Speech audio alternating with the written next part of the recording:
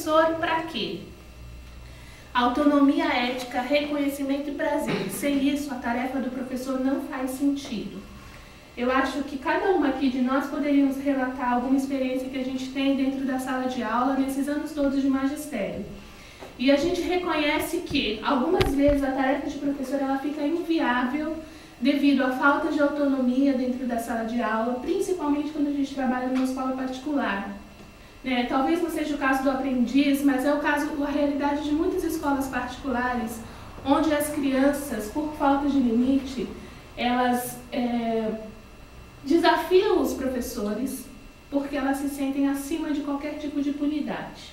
Então, o professor, muitas vezes, ele é colocado à margem daquela responsabilidade que ele tem, porque ele trabalha numa escola particular que o pai paga. Então, isso gera muito conflito na cabeça do professor, porque ele sabe da responsabilidade dele, mas muitas vezes ele fica impossibilitado de agir, porque ele trabalha numa escola particular e aquele aluno é potencialmente parte do dinheiro que paga aquele professor. Então, isso é uma coisa que gera muito conflito e gera muita insegurança para os professores em sala de aula. Autonomia. Por que a gente fala de autonomia? Porque o professor ele precisa desse espaço autônomo. Ele precisa, na sala de aula, ser o representante máximo daquilo que está fazendo. Então, a gente fala de autonomia como uma necessidade que o professor tem dentro da sala de aula para desenvolver o seu trabalho plenamente. E aí eu tracei alguns significados. Para ser professor é preciso ter uma proposta. É preciso que aquilo faça sentido para você. É preciso que você esteja inserido numa escola onde a proposta educacional daquela escola faça sentido para você.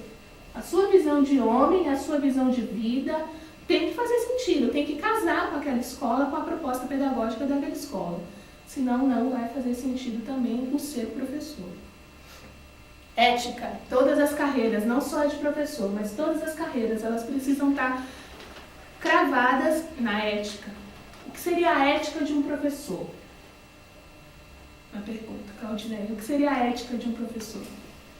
O respeito com o outro, que é também um professor. A minha ética passa primeiramente por esse caminho. Respeitar o meu outro como parte de mim. Dentro de uma sala de aula, o que seria a ética de um professor em relação aos seus alunos? Respeitar o que ele traz de casa, em termos de valores, em termos de cultura, de crendices. Eu tenho que respeitar o meu aluno enquanto ser. É verdade. Isso é de fundamental importância, porque dentro de uma sala de aula a gente tem vários contextos sociais, mesmo que o ambiente seja uma escola privada, como é o caso aqui do aprendiz, nós temos vários contextos, E o professor, ele precisa estar muito atento em relação a isso, porque a linha que separa a ética da falta de, é uma linha muito fina. E para esse professor ultrapassar essa barreira é muito fácil e muito rápido e às vezes é devastador. Então o professor, além de todas as outras atribuições de um professor, ele precisa estar muito atento à ética. A ética dele enquanto professor em relação ao seu aluno dentro de sala de aula. O que mais a gente poderia citar como uma ética? É eu fazer aquilo para qual eu fui designado a fazer. Se eu estou dentro de uma sala de aula, por exemplo, uma sala de aula de alunos de segunda série, por exemplo, para que eu fui designada para essa sala? Será que eu fui designada para essa sala para fazer as coisas de qualquer jeito? Será que eu fui designada para essa sala para passar os finais de semana sem nem pegar livros, para nada? Não preparo uma aula, não penso nos meus alunos, não faço meu diário, não faço meu semanário. Foi para isso que eu fui designada? Isso é ético dentro da sala de aula? Isso é ético para com os meus alunos? Não é. Reconhecimento. Isso é uma parte muito importante também, porque todos nós precisamos de reconhecimento. E a tarefa de um bom professor, ela não termina na sexta-feira à tarde, 5 horas da tarde, quando a escola fecha e todo mundo vai embora. A gente sabe que o professor, ele trabalha o tempo todo, todos os dias, E a gente precisa de reconhecimento. A gente precisa chegar e ter um espaço onde a gente seja valorizado. Nossa, muito bom o seu trabalho, professora, parabéns. Você conseguiu alfabetizar o Joãozinho, que tem síndrome de Down. Como você conseguiu alfabetizar uma criança com síndrome de Down? Muito bem, professor. Então, assim, é isso que às vezes falta falta, né, o reconhecimento daquele esforço que o professor faz. Porque não é fácil o ambiente não é fácil de trabalhar. Trabalhar com crianças não é fácil, a gente vai ver a síndrome de burnout aí para dizer. É estressante, é desgastante. Não trabalho só de segunda a sexta, eu trabalho todos os dias, a todo momento, eu sou professora. E além de tudo, eu não tenho reconhecimento daquilo que eu faço de melhor. Então, mais um fator estressante que gera angústia e gera conflito. O relacionamento. Ter uma boa convivência entre as partes, entre a escola. Por que a gente está falando tudo isso? Porque lá no final eu vou fazer uma proposta para a escola. E vocês vão ver que uma coisa vai casar com a outra. Se eu não tenho um bom relacionamento entre os meus parentes, né? No caso aqui somos todos professores, somos todos da mesma parentela, né? Se eu não tenho um bom relacionamento, o meu trabalho fica minado. Porque qualquer coisa que eu venha a fazer não vai surtir efeito, nem para mim, nem para o outro. Porque o relacionamento não existe a cumplicidade. E no ambiente escolar, a cumplicidade ela tem que estar com todas as letras maiúsculas piscando, porque é de suma importância. Um professor ser cúmplice do outro. Não cúmplice no sentido pejorativo, mas cúmplice no sentido positivo da palavra. O dar suporte mesmo, tá ali para suportar todas as angústias daquele professor. Todas as coisas boas também que acontecem com aquele professor.